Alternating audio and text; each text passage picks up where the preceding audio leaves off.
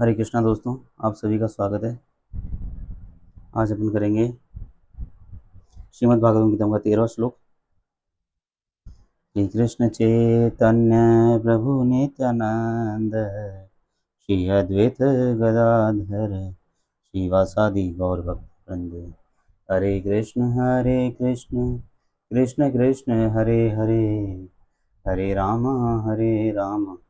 राम राम हरे हरे।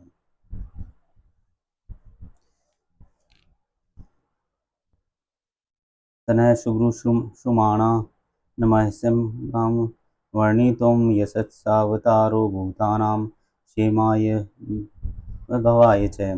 हे सूत गोस्वामी, हम श्री भगवान तथा उनके अवतारों के विषय में जानने हेतु उत्सुक हैं। कृपया हमें पूर्ववर्ती आचार्यों द्वारा दिए गए उपदेशों को बताइए, क्योंकि उनके वचनों का श्रवण एवं कीर्तन दोनों करने से ही मनुष्य की उन्नति होती है। तो यहाँ सारे ऋषि हैं, वो क्या बोल रहे हैं, किसको बोल रहे हैं? वो सूत गोस्वामी बोल रहे हैं कि हे सूत गोस्वामी, हम श्री भगवान तथा उनके अवतारों के विषय में जानने हेतु उत्सुक हैं। तो वहाँ जो सारे ऋषि इकट्ठे हुए थे, वो रिक्वेस्ट कर रहे हैं सूत गोस्वामी से कि आप हमें भगवान के बारे में बताइए, हम उनके विषय में जानने के लिए भगवान के और उनके अवतारों के बारे में जानने हेतु उत्सुक हैं। कृपया हमें पूर्ववर्ती आचार्यों द्वारा दिए गए उपदेशों को बताइए, क्योंकि उनके वचनों का श्रवण तथा कीर्तन दोनों करने से ही मनुष्य की उन्नति होती है। तो जो पहले के जो आचार्य हैं, जैसे कि सुखदेव गोस्वामी हैं, है ना, श्री व्यासदेव हैं, उन्होंने जो भी वचन कहे हैं, हम उनको सुनना चाहते हैं और उनके दिए हुए मंत्रों का कीर्तन करना चाहते हैं, और क्योंकि इसी से मनुष्य की उन्नति संभव है। यहाँ पर परम सत्य के दिव्य संदेश की श्रवण हेतु आवश्यक शर्तें प्रस्तुत की गई हैं। यहाँ पर परम सत्य के दिव्य संदेश के श्रवण हेतु आवश्यक शर्तें प्रस्तुत की गई, यानी इसको जो भागवतम में, श्रीमद् भागवतम में, इसको सुनने के लिए भी कुछ आवश्यक शर्तें हैं जो कि हमको माननी चाहिए, जिस पर हमें ध्यान देना आवश्यक है। पहली शर्त यह है कि श्रोता को अत्यंत निष्ठावान तथा सुनने हेतु उत्सुक होना चाहिए, यानी जो सुनना चाहता है उसको निष्ठा होनी चाहिए भगवान में, और वो सुनने हेतु वो उत्सुक होना चाहिए, उसको विश्वास होना चाहिए कि भगवान मौजूद हैं, भगवान की उपस्थिति है और 100% है ना। और फिर उसमें जो है उसको सुनने हेतु उत्सुक होना चाहिए, उत्साह होना चाहिए सुनने हेतु। दूसरी शर्त यह है कि वक्ता प्रामाणिक आचार्यों की गुरु शिष्य परंपरा से हो, यानी जो बोलने वाला है वो गुरु शिष्य परंपरा से होना चाहिए, वो प्रमाणिक जो गुरु शिष्य परंपराएं चली आ रही हैं उनमें से एक होना चाहिए। जो मनुष्य भौतिकता में लिप्त रहते हैं, वे परमेश्वर के दिव्य संदेश को नहीं समझ पाते। प्रमाणिक गुरु के निर्देशन से मनुष्य धीरे धीरे शुद्ध होता जाता है। तो जो भौतिकता में लिप्त रहते हैं, जिनका लक्ष्य सिर्फ पैसा कमाना होता है, पैसा कमाना, अपने लिए सुख सुविधाएं करना, जो इनमें लिप्त रहते हैं, वो भगवान के दिव्य संदेश को कभी नहीं समझ पाते हैं। और लेकिन प्रमाणिक गुरु के निर्देश में मनुष्य धीरे धीरे शुद्ध होता जाता है। अतः उसे गुरु शिष्य परंपरा में होना चाहिए और विनीत भाव से श्रवण करने की कला सीखनी चाहिए। तो उसको गुरु शिष्य परंपरा में होना चाहिए और विनय पूर्वक, है ना, सुनने की जो कला है उसको सीखनी चाहिए। सुनने की भी एक कला है, देखो अपने यहाँ शास्त्रों में दिया गया है कि जैसे बोलने की कला होती है, ऐसे सुनने की भी एक कला है, यानी उसके लिए उसमें निष्ठा होनी चाहिए, उत्साह होना चाहिए जो भी सुन रहा है उसमें। श्रील सूत गोस्वामी तथा नैमिषारण्य के ऋषि मुनि इन शर्तों को पूरा करते हैं। तो जो सूत गोस्वामी थे और नैमिषारण्य के जो ऋषि मुनि थे, उनमें भगवान के प्रति अखंड अटूट निष्ठा भी थी और उत्साह भी था भगवान के बारे में सुनने के लिए। क्योंकि शील सूत गोस्वामी शील व्यासदेव की परंपरा से हैं और नैमिषारण्य के ऋषि मुनि निष्ठावान जीव हैं, तो सत्य जानने हेतु लालायित हैं। तो जो सूत गोस्वामी है वो शील व्यासदेव की परंपरा से आ रहे हैं, और नैमिषारण्य के जो ऋषि मुनि है वो भी उनमें उनकी भगवान में अटूट निष्ठा भी है और वो सत्य को जानने के लिए लालायित हैं। अतः भगवान श्री कृष्ण के अलौकिक कार्यकलाप, उनका अवतार, उनका जन्म, आविर्भाव या या या तिरोधान, उनके स्वरूप, उनके नाम इत्यादि उन मनुष्यों को आसानी से समझ आते हैं जो समस्त शर्तों को पूरा करते हैं। ऐसे उपदेश अध्यात्म के पथ पर अग्रसर सभी मनुष्यों के सहायक होते हैं। तो ये जो अपन पढ़ रहे हैं श्रीमद् भागवतम, ये उन्हीं को समझ में आएगा जिनकी भगवान में अटूट निष्ठा होगी और जिनमें सुनने के लिए, भगवान के बारे में जानने के लिए, उनके अवतारों के बारे में जानने के लिए उत्साह होगा। अब अपन इसका 14 श्लोक करेंगे। आपन्न संस्कृति घोरा यन्नाम विवशो ग्रहणः ततो सदो विमुच्येत यदि भेति स्वयं भयम। अर्थात जन्म तथा मृत्यु के जटिल जाल में उलझे हुए जीव यदि अनजाने में भी श्री भगवान के पवित्र नाम का उच्चारण करते हैं तो वे तुरंत मुक्त हो जाते हैं, क्योंकि साक्षात भय भी इससे यानी हरि नाम से भयभीत रहता है। इसमें क्या कहा गया है? जन्म तथा मृत्यु के जटिल जाल में उलझे हुए जीव यदि अनजाने में भी भगवान श्री कृष्ण के पवित्र नाम का उच्चारण करते हैं तो वे तुरंत मुक्त हो जाते हैं। तो यानी जो जन्म मरण के चक्र में उलझे हुए जो जीव हैं, जो बार बार जिनका जन्म होता है, बार बार जिनकी मृत्यु होती है, और है ना, तो वो इस उसको बोला गया है कि ये जो जन्म मृत्यु का जटिल जाल, इसी को जन्म मृत्यु का जटिल जाल बोलते हैं, बार बार मरना, बार बार जन्म लेना। तो अधिकतर कलियुग के जो मनुष्य सभी मनुष्य हैं वो इसी में उलझे हुए हैं। तो भगवान श्री कृष्ण का नाम इतना शक्तिशाली है कि यदि अनजाने में भी वो भगवान श्री कृष्ण का नाम लेते हैं तो वो इस जाल से तुरंत मुक्त हो जाते हैं, क्योंकि साक्षात भय भी हरि नाम से भयभीत रहता है, क्योंकि जो साक्षात डर है उसको भी भगवान के नाम से डर लगता है। तो इसलिए भगवान का नाम जो लेता है वो अपने आप उसको निर्भय हो जाना चाहिए, उसको निर्भीक होना चाहिए, और वो धीरे धीरे अपने आप स्वतः ही वो निर्भीक हो जाता है, सारा भय, सारा डर उसका निकल जाता है। श्रील व्यासदेव अथवा पूर्ण पुरुषोत्तम भगवान श्री कृष्ण सभी के परम नियंता हैं। इस सृष्टि में कोई ऐसा नहीं है जो सर्वशक्तिमान के क्रोध से भयभीत ना हो। रावण, हिरण्यकशिपु जैसे विकट असुर तथा ऐसी ही अन्य शक्तिशाली जीव श्री भगवान द्वारा मार डाले गए। यानी क्या है? देखो, श्री श्री वासुदेव अथवा पूर्ण पुरुषोत्तम भगवान श्री कृष्ण सभी के परम नियंता हैं। तो श्री वासुदेव तथा पूर्ण पुरुषोत्तम भगवान श्री कृष्ण सभी के परम नियंता हैं। सभी के परम नियंता कौन है? वासुदेव और भगवान श्री कृष्ण। इस सृष्टि में ऐसा कोई नहीं जो सर्वशक्तिमान के क्रोध से भयभीत ना हो। तो इस सृष्टि में तो सभी भगवान के क्रोध से भयभीत होते हैं। रावण, हिरण्यकशिप और कंस जैसे विकट असुर, ऐसे ही अन्य शक्तिशाली जीव जीव श्री भगवान द्वारा मार डाले गए।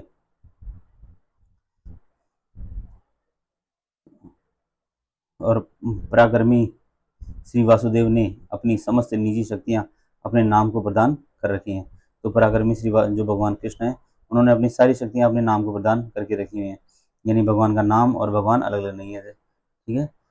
प्रत्येक वस्तु श्री भगवान से संबंधित है, और प्रत्येक वस्तु की अपनी पहचान उनमें ही निहित है। तो इस संसार की जो भी वस्तु है वो भगवान से निमित्त है, से संबंधित है, और उस भगवान से वो जुड़ी हुई है। यहाँ पर यह कहा गया है कि भगवान श्री कृष्ण के नाम से साक्षात भय तक भयभीत रहता है, और भगवान कृष्ण का जो नाम है उससे उससे डर को भी डर लगता है, भय भी भयभीत रहता है। यहाँ जो है, यहाँ पर कहते हैं जो काल है, मृत्यु होती है, वो उससे जो कौन जो भय, जो मृत्यु के जो वो हैं, जिनको कहते हैं अपन, थोड़ा नाम मेरे दिमाग से स्लिप हो रहा है। हाँ, तो जो डर होता है, जो मृत्यु होती है ना, काल जिसको बोलते हैं, यमराज, याद आया, हाँ यमराज। तो जो यमराज का ऐसा भयानक चेहरा होता है कि उनसे अच्छों को डर लगता है। आपने देखा होगा जब मृत्यु होती है तो लोगों का जो है आंखें बाहर आ जाती हैं, बहुत डरावना उनका चेहरा होता है, क्योंकि उनको डर लगता है। साक्षात मृत्यु यमराज का चेहरा बहुत भयानक होता है, और जो यमदूत होते हैं वो भी बहुत भयानक होते हैं दिखने में। तो उनको जब देखते हैं तो उनको बहुत डर लगता है। तो इसलिए इसमें कहा गया है, लेकिन वो भी भगवान के नाम से डरते हैं।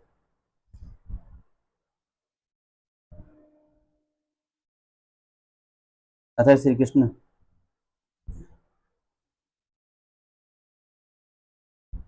यह इस बात का सूचक है कि श्री कृष्ण का नाम भगवान श्री कृष्ण से अभिन्न है, यानी भगवान और भगवान का नाम एक ही है।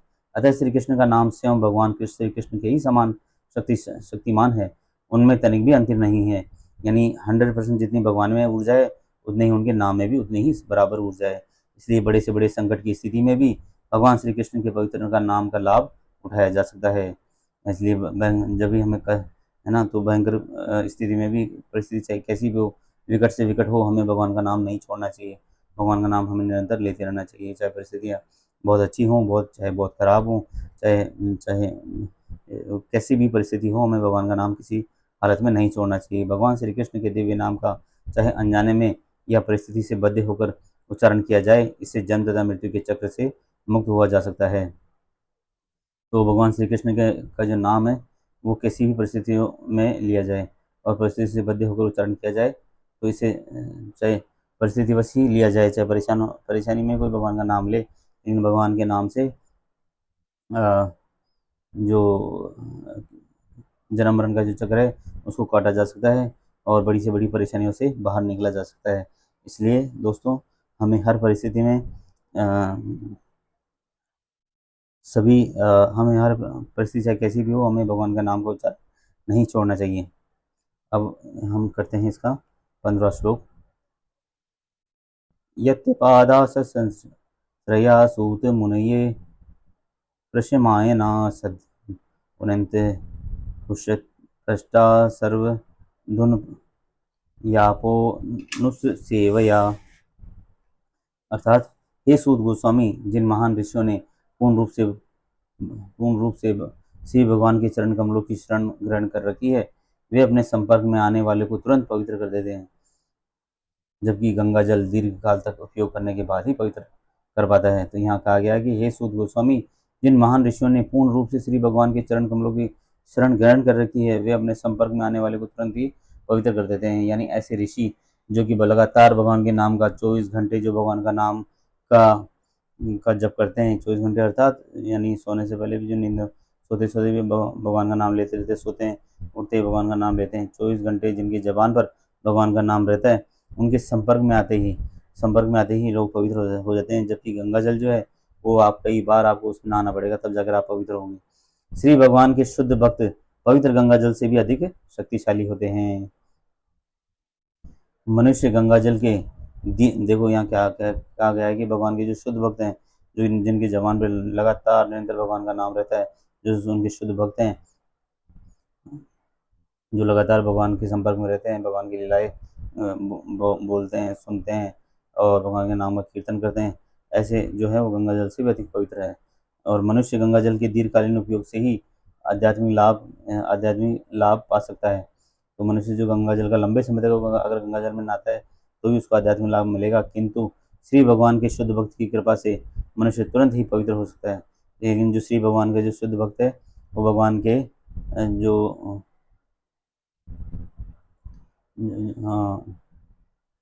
का जो शुद्ध भक्त है वो तुरंत ही पवित्र हो जाता है, जैसे भगवत शुद्ध भक्ति की संपर्क में आता है।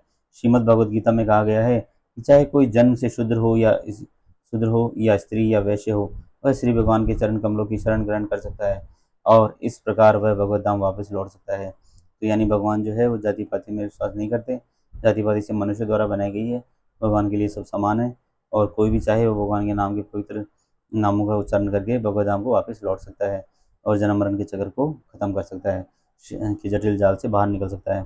श्री भगवान के चरण कमलों में शरण ग्रहण करने का अर्थ है शुद्ध भक्तों की शरण ग्रहण करना।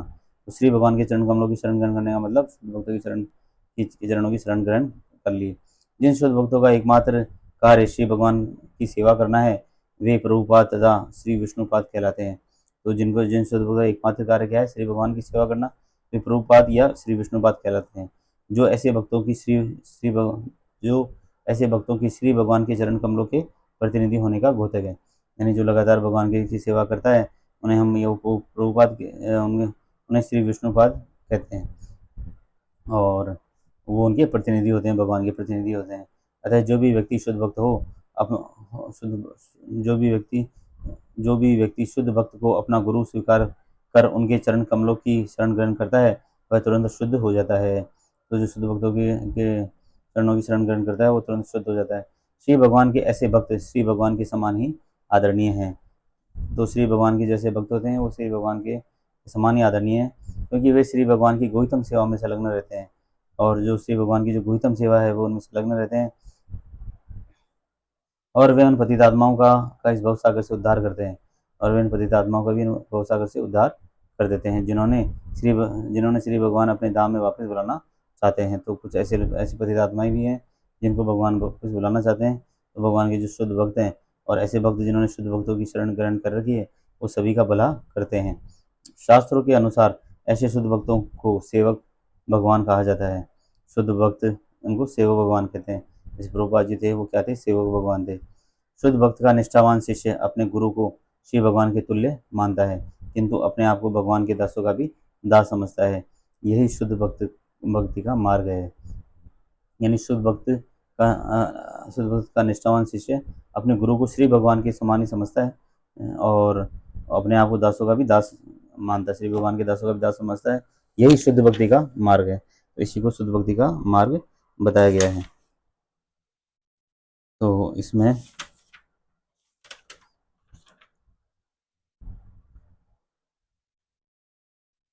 आज ये फिर इसके 3 श्लोक हो गए और बाकी का हम इसमें देखते हैं। एक श्लोक और हो सकता है क्या?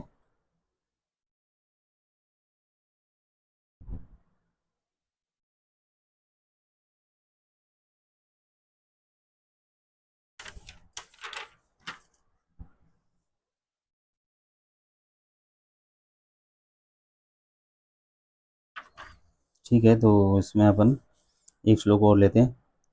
कौवा 16 श्लोक। कौवा भगवत तत्सत्सय पुण्य श्लोका के कर्मण शुद्धि कामो न शृणुयादेश कलिम लाप हिम। 16 श्लोक। इस कलह प्रधान युग के पापों से उद्धार पाने का इच्छुक ऐसा कौन इस कलह प्रधान युग के पापों से उद्धार पाने का इच्छुक ऐसा कौन है जो श्री भगवान के पुण्य यशों को सुनना नहीं चाहेगा? तो इस कलह प्रधान युग के पापों के उद्धार पाने का इच्छुक ऐसा कौन है जो श्री भगवान के पुण्य को सुनना नहीं चाहेगा? यानी पापों से उद्धार पाने का इच्छुक, यानी जिसको भी इस कलयुग से उद्धार पाना है, तो वो उन सभी में इच्छा होगी कि वो श्री भगवान के पुण्य यशों को सुने। कलयुग अपने कलह प्रधान लक्षणों के कारण अत्यंत निकृष्ट युग है। यह पापाचारों से इस प्रकार परिपूरित है कि थोड़ी सी गलतफहमी से बड़ी भारी लड़ाई हो जाती है। तो कलयुग में हम देखते हैं, देखो ये बिल्कुल प्रैक्टिकल चीज़ यहाँ बताइए। यहाँ जरा सी हल्की सी भी कोई बात किसी को कहते हो तो उसमें बहुत भयंकर लड़ाई हो जाती है। जो मनुष्य शुद्ध भगवत भक्ति में लगे हैं, जिन्हें अपने यशगान की कोई इच्छा नहीं और जो सकाम कर्मों के फल तथा शुष्क दार्शनिक ज्ञान से मुक्त हैं, वे ही इस जटिल युग के बंधन से छूट सकते हैं। तो जो मनुष्य शुद्ध भक्ति में लगे हुए हैं, है ना, जो निष्पाप होकर भक्ति कर रहे हैं और जिन्हें अपने यशगान की कोई इच्छा नहीं है, अपने यशगान की इच्छा नहीं होनी चाहिए कि हाँ मेरा नाम हो, मेरी कीर्ति हो, है ना, ये एक शुद्ध भक्ति का लक्षण है। जो सकाम कर्मों के फल तथा शुष्क दार्शनिक ज्ञान से मुक्त है, वे ही जटिल युगों के बंधन से छूट सकते हैं। जनता के नेता शांति तथा मैत्री से रहने हेतु उत्सुक तो हैं, किंतु उन्हें श्री भगवान की महिमा के श्रवण की सरल विधि के बारे में कोई जानकारी नहीं है। तो आजकल के जो नेता हैं वो भक्ति विहीन है ना, वो शांति तो लाना चाहते हैं लेकिन उनको ये नहीं पता कि ये लाई कैसे जाएगी, उनमें भक्ति नहीं है। इसके विपरीत ऐसे नेतागण भगवत महिमा के प्रचार के विरोधी हैं, बल्कि वो भगवान की महिमा का प्रचार की विरोध और करते हैं। वो दूसरे शब्दों में अल्पज्ञ नेतागण श्री भगवान के अस्तित्व को ही नकारना चाहते हैं। तो कुछ कुछ ऐसे नेतागण भी हैं जो भगवान के अस्तित्व को नकारते हैं कि उनके नज़र में भगवान है ही नहीं। धर्मनिरपेक्ष राज्य के नाम पर ऐसे नेता प्रतिवर्ष नई नई योजनाएं बनाते हैं। तो धर्मनिरपेक्ष जो नेता होते हैं वो प्रतिवर्ष नई नई योजनाएं बनाते हैं, किंतु श्री भगवान की प्रकृति की दुर्लभ जटिलताओं के कारण उन्नति की ये सारी योजनाएं निरंतर विफल होती रहती हैं। लेकिन क्योंकि वो भगवान के आश्रित नहीं होते, भगवान को नहीं मानते और वो भगवान के विरुद्ध होते हैं, भगवान के को स्वीकार नहीं करते, तो इसलिए उनकी जो सारी योजनाएं हैं धीरे धीरे, जो जितनी भी योजनाएं बनाते हैं सब धीरे धीरे विफल हो जाती हैं।